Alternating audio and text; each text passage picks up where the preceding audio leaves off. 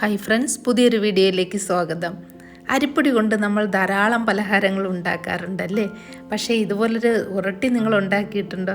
വളരെ ടേസ്റ്റിയാണിത്. ഇതുണ്ടാക്കാനാണെങ്കിൽ നല്ല എളുപ്പവുമാണ്.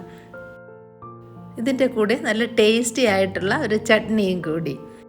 ചാനൽ ഇതുവരെ സബ്സ്ക്രൈബ് ചെയ്തിട്ടില്ലെങ്കിൽ ഒന്ന് സബ്സ്ക്രൈബ് ചെയ്തേക്കണേ, കൂടെ ഒരു ലൈക്കും കൂടി. ഈ ഉരട്ടിയിൽ മെയിനായിട്ട് ചേർത്തിരിക്കുന്നത് കോളിഫ്ലവറാണ്. ഇപ്പോൾ കോളിഫ്ലവറിൻ്റെയൊക്കെ സീസണാണ്. ഇഷ്ടം പോലെ മാർക്കറ്റിൽ കിട്ടുന്നുണ്ട്. കോളിഫ്ലവർ എത്ര ഭംഗിയായിട്ടിരുന്നാലും ഇതിൽ പുഴു ഉണ്ടാകും. ഇത് മാറാനായിട്ട് വെള്ളത്തിൽ കുറച്ച് വിനാഗിരിയും അല്പം ഉപ്പും ചേർത്ത് ഈ കോളിഫ്ലവർ അതിൽ കുറച്ച് നേരം മുക്കി വയ്ക്കാം. അരമണിക്കൂർ ഇരിക്കട്ടെ. ആ സമയം നമുക്ക് ചട്നി ഉണ്ടാക്കാം. നല്ല ഫ്രഷ് ആയിട്ടുള്ള മല്ലിയിലയുണ്ട്, നന്നായി കഴുകി വൃത്തിയാക്കി എടുത്തതാണ്.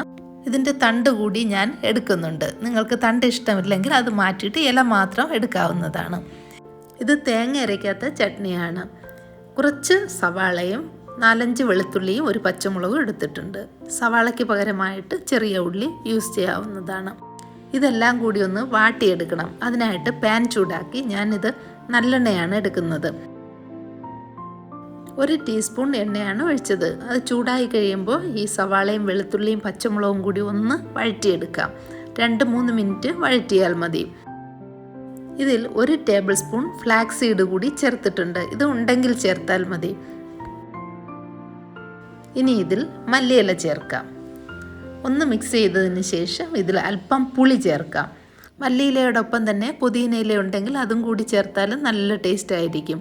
ഒരല്പം ഉപ്പ് ചേർക്കാം. ഉപ്പ് ചേർത്ത് എല്ലാം കൂടി ഒന്ന് മിക്സ് ചെയ്യാം. തീ ഓഫ് ചെയ്തിട്ടുണ്ട്. ഇതൊന്ന് തണുത്തതിന് ശേഷം തരിതരിപ്പായിട്ട് അരച്ചെടുക്കാം. മിക്സി യൂസ് ചെയ്യുകയാണെങ്കിൽ നന്നായിട്ട് അരയ്ക്കേണ്ട, ഇടയ്ക്കിടയ്ക്കൊന്ന് പൾസ് ചെയ്ത് അരച്ചെടുത്താൽ മതി. ഞാനിപ്പോൾ ഈ കല്ലിൽ വെച്ചാണ് ചതച്ചെടുക്കുന്നത്. നല്ലതുപോലെ ഒന്ന് ചതച്ചെടുത്താൽ മതി.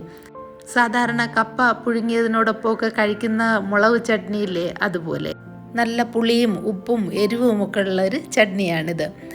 പുളിക്ക് പകരമായിട്ട് നാരങ്ങ നീര് ചേർത്താലും മതി. ഇത് കണ്ടപ്പോഴാണ് കപ്പ പുഴുങ്ങിയതോ ചക്ക വേവിച്ചതൊക്കെ ഉണ്ടെങ്കിൽ സൂപ്പറായിരുന്നു.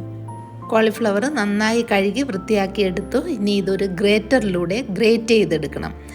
ഗ്രേറ്ററിൽ ചെയ്യാൻ ബുദ്ധിമുട്ടാണെങ്കിൽ ഇതിൻ്റെ പൂവ് അടർത്തിയെടുത്തിട്ട് മിക്സിയുടെ ചെറിയ ജാറിലിട്ട് നന്നായിട്ടൊന്ന് പൊടിച്ചെടുത്താൽ മതി. ഇതിൻ്റെ പൂവ് മാത്രമാണ് എടുത്തിട്ടുള്ളത്. ബാക്കിയൊക്കെ എടുത്ത് എന്തെങ്കിലും കറി ഉണ്ടാക്കാവുന്നതാണ്. ഇത് എത്ര ഉണ്ടെന്നൊന്ന് അളന്ന് നോക്കാം. ഇതിപ്പോൾ 1 കപ്പുണ്ട്. അത്രയും അരിപ്പൊടിയാണ് ഉപയോഗിക്കാൻ പോകുന്നത്.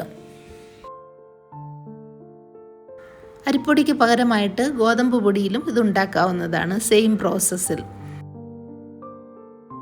ഈ കോളിഫ്ലവർ ചെറുതായി ഒന്ന് വഴറ്റിയതിന് ശേഷമാണ് അരിപ്പൊടി നമുക്ക് ചേർക്കേണ്ടത്. ഇത് ഞാൻ നല്ലെണ്ണയിലാണ് ഉണ്ടാക്കാൻ പോകുന്നത്. ഇതിലൊക്കെ എണ്ണ ചേർക്കുന്നെങ്കിലും വളരെ കുറച്ചാണ് ഞാൻ ചേർക്കുന്നത്. 1 ടീസ്പൂണോളമാണ് ഈ നല്ലെണ്ണ ചേർത്തത്. ഇല്ലെങ്കിൽ വെളിച്ചെണ്ണ ചേർക്കാം. ജീരകം ഇപ്പോൾ പൊട്ടി തുടങ്ങിയിട്ടുണ്ട്. ഇതിലിനി കോളിഫ്ലവർ ചേർക്കാം.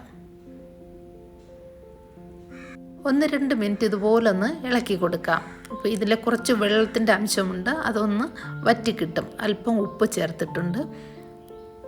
ഒന്ന് മിക്സ് ചെയ്തതിന് ശേഷം 1 ടീസ്പൂൺ ചില്ലി ഫ്ലേക്സ് ചേർക്കുന്നുണ്ട്. ഇത് മാത്രമേ ചേർക്കുന്നുള്ളൂ, വേറെ മറ്റു മസാലകളൊന്നും തന്നെ ചേർക്കുന്നില്ല.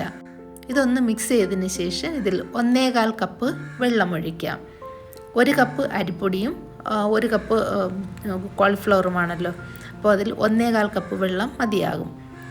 1 കപ്പ് അരിപ്പൊടി ഇട്ട് നല്ലതുപോലെ ഒന്ന് മിക്സ് ചെയ്ത് കൊടുക്കാം.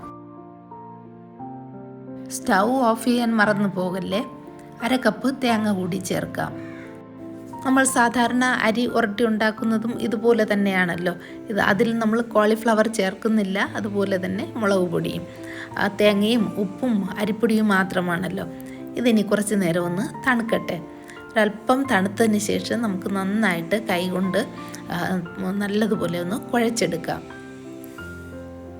ഇത് ഇങ്ങനെ ഒന്നും ചെയ്യാതെ പച്ചയ്ക്ക് വേണമെങ്കിൽ നമുക്ക് എല്ലാം കൂടി മിക്സ് ചെയ്യാവുന്നതാണ്. അതിൽ അല്പം ചൂടായിട്ടുള്ള വെള്ളം ചേർത്ത് കുഴച്ചെടുത്താൽ മതി. അതിന് പക്ഷേ വേറൊരു ടേസ്റ്റാണ്. ഇത് വേറൊരു ടേസ്റ്റ്. ഇത് ഭയങ്കര സോഫ്റ്റ് ആയിരിക്കും. മാവ് ചൂടായതുകൊണ്ട് സ്പൂൺ കൊണ്ട് ഞാനിതുപോലെ ഒന്ന് മിക്സ് ചെയ്തെടുക്കുകയാണ്. അല്പം തണുത്തതിന് ശേഷം കൈകൊണ്ട് നന്നായിട്ട് കുഴച്ചെടുക്കാം. ഈ മാവ് ഒന്നുകൂടി ഒന്ന് തണുത്തതിന് ശേഷമാണ് ഞാൻ മല്ലിയില ചേർക്കാൻ പോകുന്നത്. മല്ലിയിലയോ അല്ലെങ്കിൽ കറിവേപ്പില ചെറുതായിട്ട് അരിഞ്ഞ് ചേർത്താലും നല്ല ടേസ്റ്റ് ആയിരിക്കും. ഇനി ഇതൊന്നും കൂടി ഒന്ന് മിക്സ് ചെയ്തെടുക്കാം.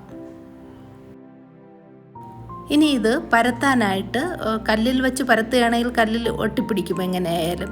അപ്പോൾ ഒന്നുകിൽ വാഴയില എടുക്കാം, അല്ലെങ്കിൽ ഇതുപോലൊരു ബട്ടർ പേപ്പർ എടുക്കാം. കയ്യിലൊരല്പം എണ്ണ തേച്ചതിന് ശേഷം നമുക്ക് ഓരോ ഉരുളയും ഈ ബട്ടർ പേപ്പറിൽ വെച്ച് ഷേപ്പ് ചെയ്തെടുക്കാവുന്നതാണ്. റൗണ്ടായിട്ടാണ് പരത്തുന്നതെങ്കിൽ ഒന്നുകിൽ കൈ കൊണ്ട് പരത്തുക, അല്ലെങ്കിൽ ഇതിൻ്റെ മുകളിൽ വേറൊരു ബട്ടർ പേപ്പർ വെച്ചിട്ട് നമ്മുടെ റോളർ കൊണ്ട് പരത്താവുന്നതാണ്. ഞാനിതിപ്പോൾ സ്ക്വയർ ഷേപ്പിലാണ് എടുക്കാൻ പോകുന്നത്.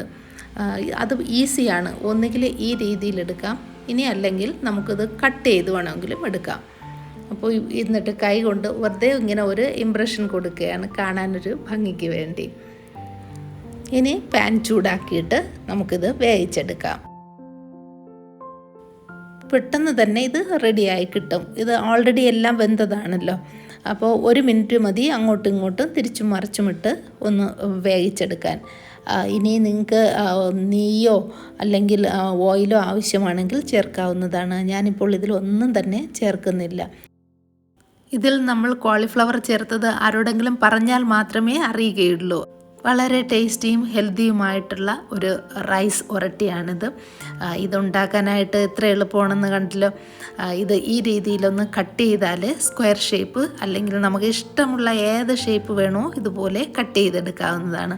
കുട്ടികൾക്കൊക്കെ ഇഷ്ടപ്പെടുന്ന ഷേപ്പിലൊക്കെ നമ്മൾ അമ്മമാർക്ക് ചെയ്തു കൊടുക്കാവുന്നതാണ്. എന്തെങ്കിലും അവർക്ക് ഇഷ്ടമുള്ള ഡിസൈൻ അവരെ കൊണ്ട് തന്നെ ചെയ്യിക്കാവുന്നതുമാണ്. ഈ ഒരളവിൽ 6 ഉരട്ടി നമുക്കുണ്ടാക്കാവുന്നതാണ്.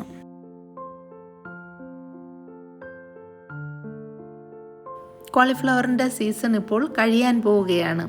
ധാരാളം വൈറ്റമിൻസും മിനറൽസും ന്യൂട്രിയൻസും ഒക്കെ അടങ്ങിയ ഒരു പച്ചക്കറിയാണ് കോളിഫ്ലവർ. ഇത് വീട്ടിലെല്ലാവരും ഇഷ്ടപ്പെടുന്ന ഒരു ബ്രേക്ക്ഫാസ്റ്റ് ആയിരിക്കും. മുതിർന്നവരായാലും കുഞ്ഞുങ്ങളായാലും സ്കൂളിൽ കൊടുത്തയക്കാനായാലും വളരെ നല്ലതാണ്. ട്രൈ ചെയ്ത് നോക്കുക. വീഡിയോ ഇഷ്ടമായെന്ന് വിചാരിക്കുന്നു. ഇഷ്ടമായെങ്കിൽ ലൈക്ക് ചെയ്യുക, ഷെയർ ചെയ്യുക, കമൻറ്റ് ചെയ്യുക.